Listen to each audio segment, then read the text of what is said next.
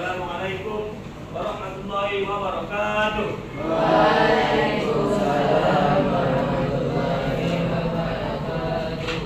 Alhamdulillahirabbil alamin. Kita masih diberikan kesempatan untuk bisa hadir pada pagi hari ini dalam rangka belajar di sekolah yang kita cintai dan di kelas yang kita cintai ini. Sebelumnya Bapak ingin menanyakan bagaimana kabar anak-anak sekalian pada pagi hari ini? Alhamdulillah. Semoga selalu baik-baik saja ya, dan diberikan kesehatan sehingga selalu dapat hadir di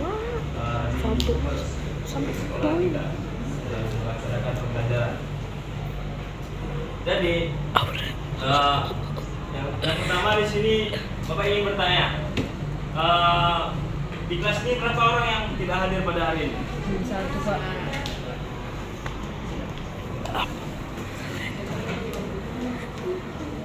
Sepertinya banyak yang tidak hadir ya. 13. Oke, tadi kan Bapak telah membagi kelompok yang terdiri menjadi 4 kelompok, yang mana kelompok tersebut ada yang 6 orang semua ya. Ada yang 5 orang. Jadi di sini nanti Bapak menjelaskan, ini materi dari pembelajaran kita pada pagi hari ini, yang mana ada sujud syukur, sujud sahwi, sujud tilawah. Yang mana ini akan Bapak jelaskan bagaimana apa pengertiannya, bagaimana dalilnya dalam Islam, dan bagaimana tata cara melakukan sujud syukur, sujud sahwi, dan sujud tilawah tersebut. Langsung saja pada pembahasan yang pertama,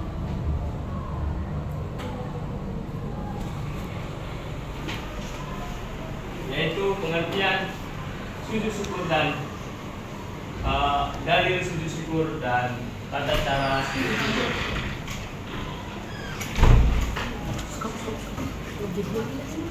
Yang mana seperti yang Anda ketahui, apa arti sujud syukur tersebut?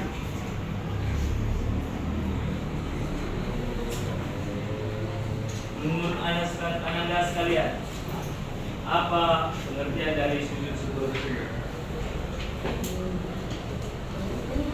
Pernahkah Anda semuanya melakukan sujud syukur?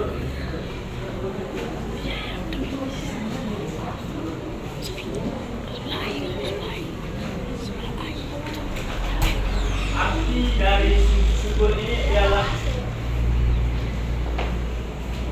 sebagai tanda terima kasih kita kepada Allah Subhanahu wa taala, yang mana Allah telah memberikan kita keberhasilan, kegembiraan, sebuah kebahagiaan, atau bisa jadi karena kita terhindar dari hal-hal yang buruk, hal-hal yang berbahaya. Yang mana kita di sini dianjurkan oleh Rasulullah SAW untuk bersujud syukur. Jadi di sini sudah jelas bahwa Rasulullah ketika apabila datang sesuatu hal yang menggembirakan atau hal yang membuat Rasulullah suka dengan hal itu, Rasulullah itu langsung melakukan sujud syukur dengan bertujuan berterima kasih kepada Allah Subhanahu wa taala. Hadis ini diriwayatkan oleh Abu Daud dan At-Tirmizi. Adapun tata cara dari sujud syukur tersebut, ini yang perlu kita pahami. Ada yang tahu tata caranya seperti apa menerapkannya, melakukan sujud syukur? Ada yang bisa?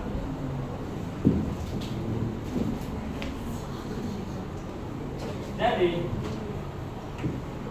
dalam melakukan sujud syukur, kita tentunya harus berniat. Yang mana berniatnya itu kita niatkan kepada Allah Subhanahu wa taala. Yang pertama kan niat. Yang kedua, takbiratul ihram. Takbiratul ihram itu apa? Takbir. Kita kan ingin melaksanakan sujud syukur. Di posisinya kita sudah berniat untuk sujud syukur. Lalu yang kedua tadi takbiratul ihram. Yang mana kita setelah melapaskan niat dalam hati kita, maka kita langsung takbir, Allahu Akbar. Setelah kita takbir, maka langsung kita sujud 1 kali. Yang mana kita disunahkan untuk membaca sajada wajhilil ladzi khalaqahu wa sawwarahu wa saqqa sam'ahu wa basarahu bihaulihi wa qawlihi fatabarakallahu ahsanul khaliqin. Nah, jadi arti dari doa sujud syukur yang disunahkan untuk kita baca ini, yang mana kita menyatakan bahwa kita itu bersujud kepada zat yang menciptakan. Siapa zat yang menciptakan? Allah. Yang membuka pendengaran kita, penglihatan kita dengan kekuatan Allah. Maha suci Allah adalah sebaik pencipta.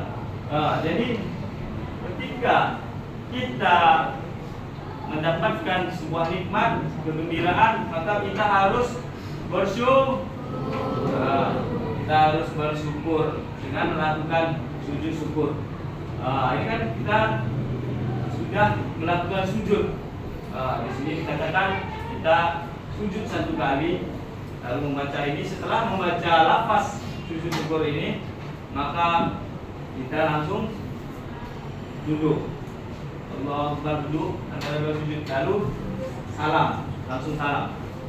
Tidak ada lagi doanya, langsung salam. Assalamualaikum warahmatullahi wabarakatuh. Assalamualaikum warahmatullahi wabarakatuh. Sampai di sini Ananda paham semua atau ada yang dipertanyakan mengenai pembahasan dari sujud syukur? Sebelum kita melanjutkan ke pembahasan selanjutnya, apakah ada pertanyaan?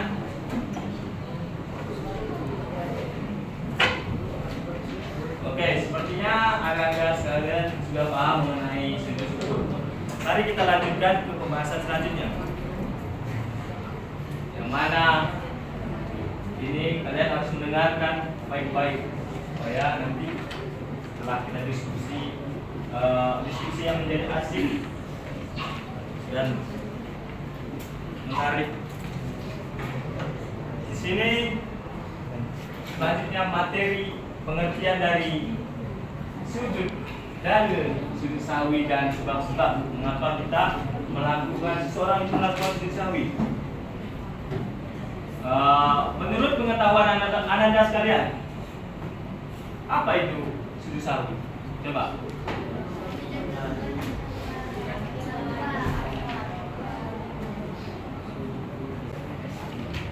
Kenapa? Apa pengertian dari sujud sahwi?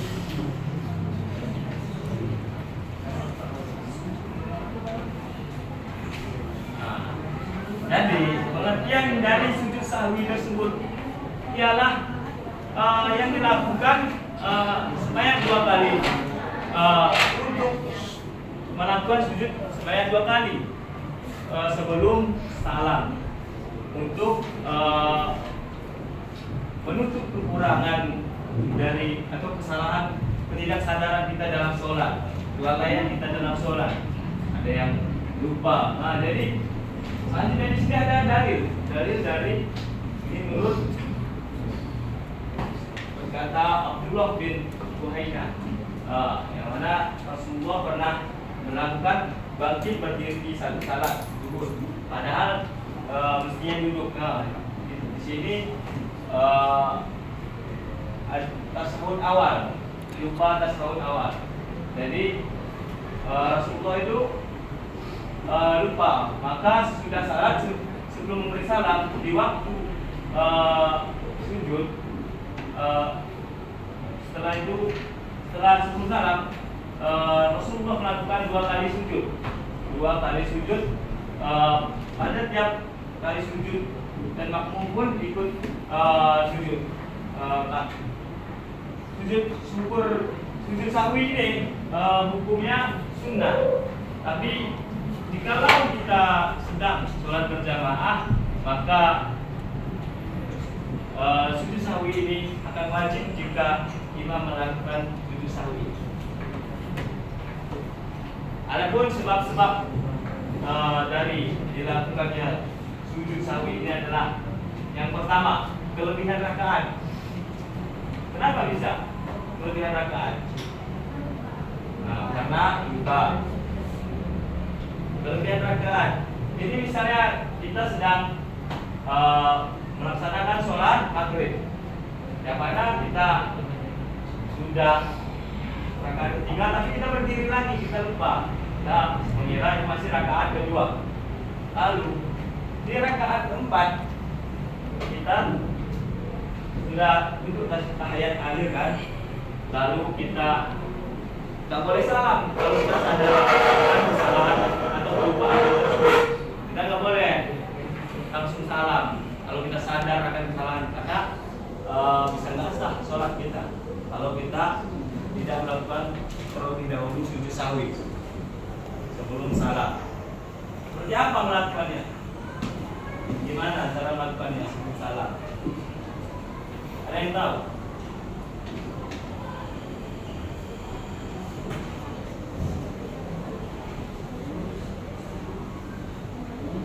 Yaitu cara melakukan sujud sahwi ini, jika kita kelebihan rakaat, sebelum salam itu kita bilang alamina innaka hamidum majid. Kita nggak boleh salam terlebih dahulu. Kita dianjurkan untuk bersujud sahwi, yang mana kita sujud 2 kali. Pertama, lalu bangun, Robi antara 2 sujud, lalu sujud lagi, lalu salam. Yang kedua, kekurangan rakaat. Jadi kenapa bisa? Karena lupa. Kenapa bisa kekurangan rakaat? Di sini konteksnya, jika kita kekurangan rakaat dalam sholat, jika kita sadar, sama juga. Misalnya lupa, kita sholat asar misalnya sholat asar, terus kita mengira kita masih rakaat kedua, tapi padahal kita mengira rakaat ketiga, tapi padahal masih rakaat kedua. Kita kan langsung berdiri itu. Jika kita kekurangan rakaat, maka kita ambil rakaat yang kedua, kita ambil rakaat yang paling sedikit. Jika kita ragu-ragu, kita nggak boleh mengambil rakaat yang ketiga. Kita dianjurkan untuk mengambil rakaat yang paling sedikit. Maka di rakaat keempat,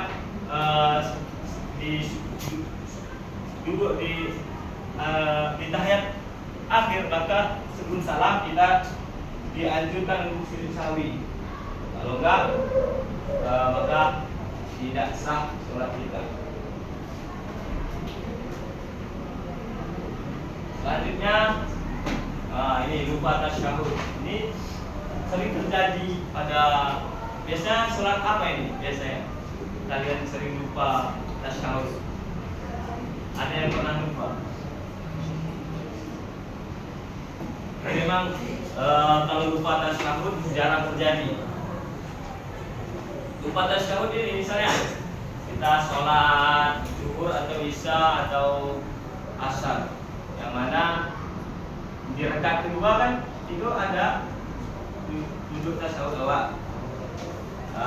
Setelah itu kita nggak membaca tasyahud dan duduk, kita langsung berdiri. Maka ini kita harus sujud sahwi. Yang mana tadi melakukannya sebelum salam. Selanjutnya, ragu-ragu dalam jumlah rakaat. Ini sama sebetulnya dengan kelebihan dan kekurangan rakaat. Kita mengambil yang paling kecil, rakaat yang paling kecil. Kita mengulang, misalnya kita sudah 2 rakaat, tapi kita mengira sudah 3 rakaat, kita ambil 2 rakaat lagi. Baru di rakaat keempat, misalnya salat asar atau salat isya, maka kita sebelum salam itu kita harus melakukan sujud sahwi. Nah, ini dia tata cara melakukan sujud sahwi. Setelah membaca bacaan ayat akhir sebelum salam, maka kita disuruh sujud 2 kali dengan didahului takbir. Sebelum salam itu Allahu Akbar, sesudah itu bacaan sujud sahwi. Yang mana bacaannya ini adalah ini ada yang bisa baca. Subhanallahumma Rabbana wa bihamdika Allahumma ighfirli. Jadi itulah lafaz bacaan dari sujud sahwi jika kita ada dalam posisi sujud.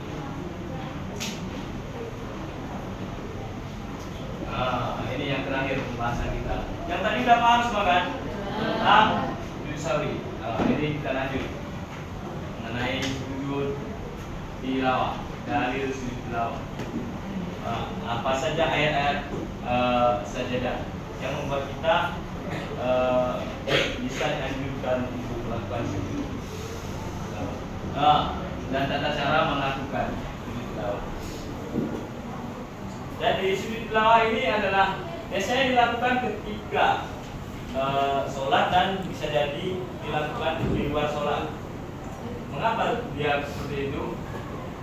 Ketika kita sholat, ketika imam melakukan, misalnya membaca surah sajadah, maka imam itu tersebut melakukan sujud tilawah, maka kita wajib melakukan sujud tilawah. Melakukan sujud tilawah. Setelah itu sujud tilawah ini hanya dilakukan sekali sujud. Setelah itu langsung dilanjutkan. Ketika melakukan sujud tilawah, setelah membaca ayat sajadah, imam tidak pakai rukuk lagi, langsung sujud. Setelah sujud lalu menyambung bacaan yang baru. Ini adalah dalil dari sujud tilawah, yang mana kita mengikut Rasulullah SAW. Jadi Rasulullah SAW itu pernah membaca Al-Quran di depan para sahabat, yang mana ketika bacaan Al-Quran tersebut di ayat sajadah, maka Rasulullah lalu sujud, maka sahabat pun bersujud bersama-sama dengan Rasulullah. Hadis sahih ya. Hadis riwayat Tirmidzi. Jadi ini adalah ayat-ayat sajadah dalam Al-Quran, yang mana di sini ada 15 ayat. Maka ketika kita mendengar dari 15 ayat ini, kita bisa membaca, mendengar, mau di dalam sholat, tidak di dalam sholat. Kalau di dalam sholat tadi kan, kalau imam kita melakukan sujud sajadah, maka kita ikut sujud sajadah. Kalau kita di luar sholat, misalnya kita entah lagi membaca Al-Quran atau membaca ayat ini, kita disunahkan untuk bersujud di dalam. Ini adalah tata cara selanjutnya, tata cara melakukan sujud tilawah. Tata cara melakukannya adalah cukup 1 kali sujud saja dan dapat dilakukan pada saat melaksanakan sujud tilawah di luar sholat dan di dalam sholat. Apabila dilakukan di luar sholat, maka harus memenuhi rukun. Di sini ada rukunnya. Ketika kita di luar sholat, pertama yang tentunya kita harus berniat. Setelah kita berniat lalu takbiratul ihram. Ini di luar sholat ya kita lakukan. Misalnya nih di surah Al-An'am ayat 19. Kalla tuti'hu wasjud waqtarib. Ini kan surah ayat sajadah. Kita dianjurkan disunahkan langsung melakukan sujud tilawah, yang mana kita bernyanyi dulu Allahu Akbar, takbiratul ihram, lalu kita langsung bersujud, lalu baca ini sama bacaannya dengan sujud seperti tadi. Setelah itu langsung duduk di antara dua sujud, lalu memberi salam dan duduk. Adalah cara melakukan ini harus memenuhi rukun supaya betul kita melakukan sujud tilawah. Ada pertanyaan sejauh ini dari kita? Ini yang terakhir, hikmah ketika kita melakukan sujud tilawah, sujud sahwi. Jadi kita bisa menyadari bahwa kita punya kekurangan, kelemahan kita itu manusia biasanya pelupa. Itu hal yang wajar bagi manusia. Kita sebagai orang yang pelupa itu hal yang lumrah. Semoga kita dijauhkan dari lupa ketika kita beribadah kepada Allah. Yang ini kita harus bersyukur atas nikmat yang telah Allah berikan pada baik yang tampak maupun yang tak tampak. Selanjutnya kita harus mendekatkan diri kepada Allah Subhanahu wa taala. Dan kita sebagai manusia harus selalu menyadari kebesaran Allah Subhanahu wa taala. Nah, setelah selesai pembahasan kita pada pagi hari ini mengenai macam-macam sujud tadi, di sini Bapak tadi sudah membagi kelompok menjadi 4 kelompok. Ini langsung saja kita semuanya sudah tahu kan sistem mainnya kemarin. Jadi nanti kalian buat satu pertanyaan, misalnya kelompok 1 membuat berapa pertanyaan lah, boleh dan lebih dari 1 mengenai materi yang telah dijelaskan. Lalu misalnya kelompok 1 melempar kelompok, ini kelompok 4. Kelompok 4 dilempar ke kelompok 4, terus lalu kelompok 4 menjawab pertanyaan kelompok 1. Gitu juga sebaliknya, harus berbagi pertanyaan dan saling memberikan jawaban. Apakah sudah bisa kita mulai? Oke, silakan membuat beberapa pertanyaan terkait materi yang telah kita bahas. Kita menarik ya. Ayo buat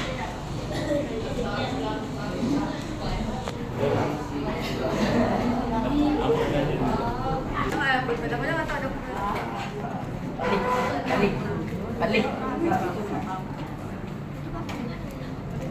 Kan baca ayo.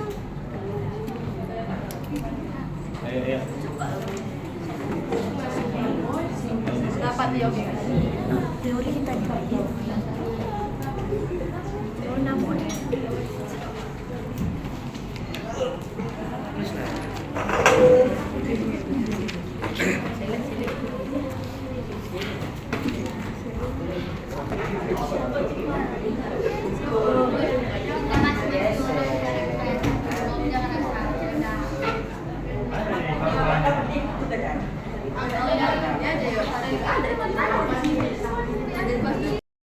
lupa menjelaskan.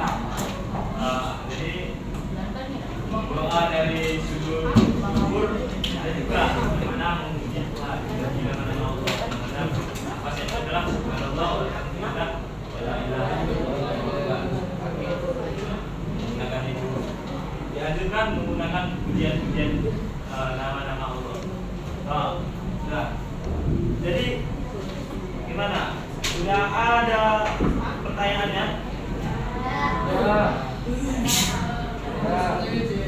Tiga aja kita. Nomor 3.